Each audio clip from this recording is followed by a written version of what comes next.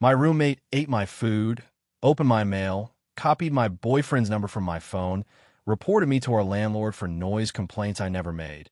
And when I finally confronted her, she cried and told me I was the most difficult person she'd ever lived with.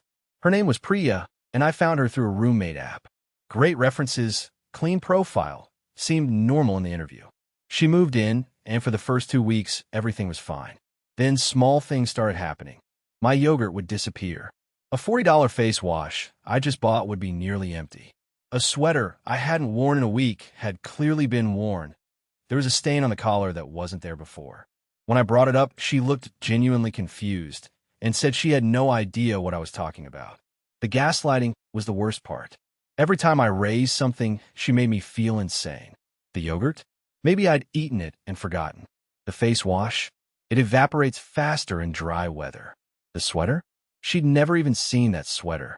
She was so calm and so certain that I started keeping a log. Just a notes app record of everything with dates and photos. That log ended up being the most important document of the year. Month 3, she found my boyfriend's number in my phone.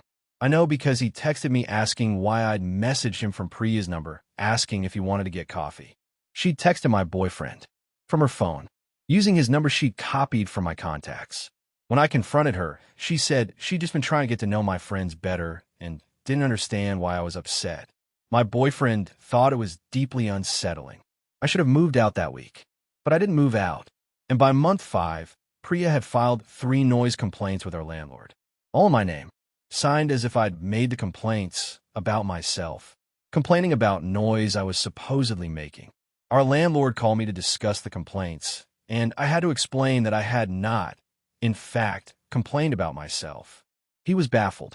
I was furious. And Priya, when confronted, said she was trying to help me document issues for the lease. The breaking point was my journal. I kept a physical journal, private, personal, years of entries.